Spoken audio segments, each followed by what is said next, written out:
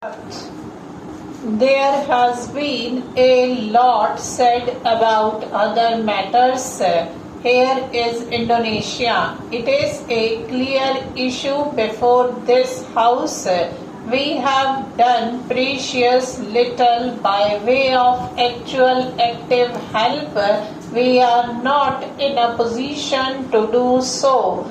But we have sympathy for the Indonesians and we have expressed it as publicly as possible.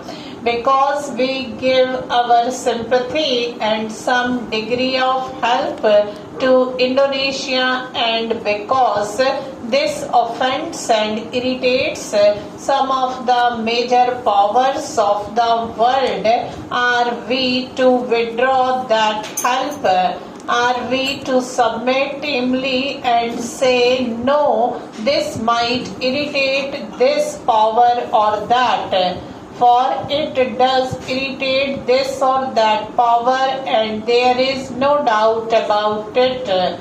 Naturally, we cannot as a government go as far as we might have done as a non-official organization in which we can express our opinions as frankly and as aggressively as possible. Speaking as a government, we have to moderate our language. We have sometimes to stop doing things which we might otherwise do. Nevertheless, the fundamental thing is whether we sympathize and openly sympathize with a country like Indonesia in her struggle for freedom or not. That applies not to Indonesia but to several other countries. In each case, we have not only the direct interest involved but also the indirect interests involved because the direct and the indirect interests hang together in such matters. It is an astonishing thing to see how for many months the Good Offices Committee has functioned in Indonesia. They are all good people and it happens that the secretary of the committee is an Indian. The way it has functioned and the results it has produced and not at all satisfactory.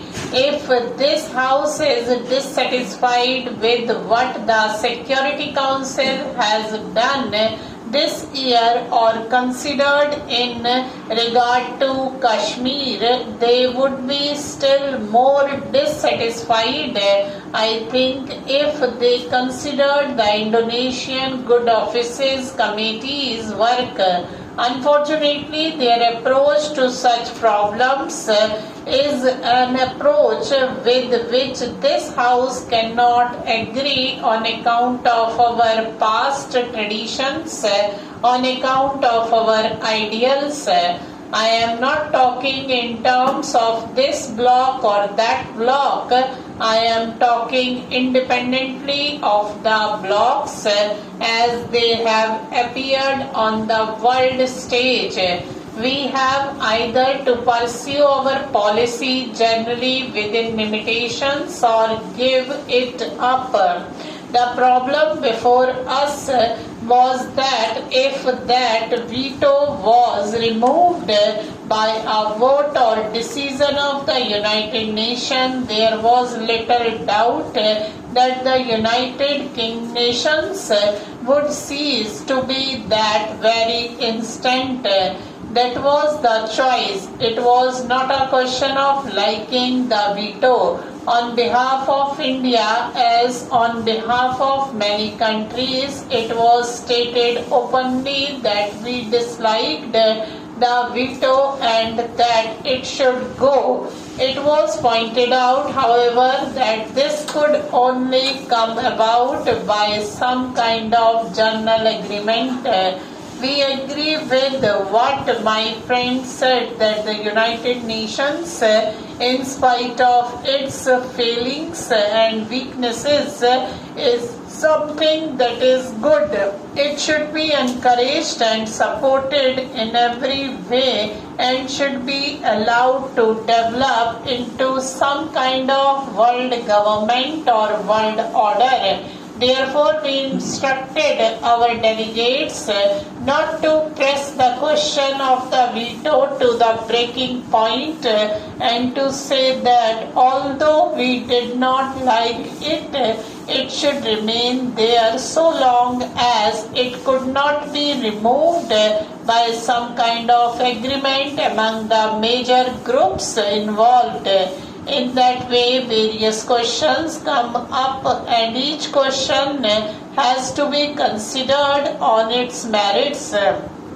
I do not know if any honorable member has analyzed our voting at these international conferences.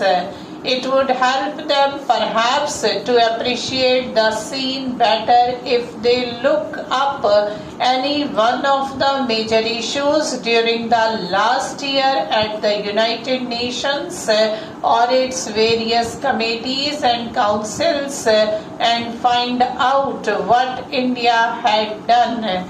It is certainly true that our instructions to our delegates have always been to consider each question first in terms of India's interest and secondly on its merits and not merely to do something or give a vote just to please this power or that power, though of course it is perfectly natural that in our desire to have friendship with other powers, we avoid doing anything which might irritate them. As a matter of fact, we go as far as possible to try and win them over. It is not our purpose to enter into other people's quarrels. Our general policy has been to avoid entering into anybody's quarrels.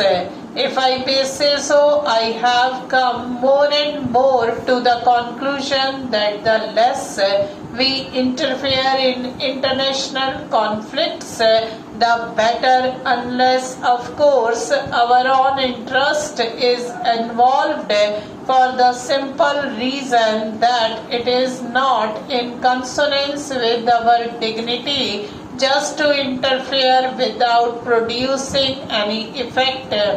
We should either be strong enough to produce some effect or we should not interfere at all in this matter.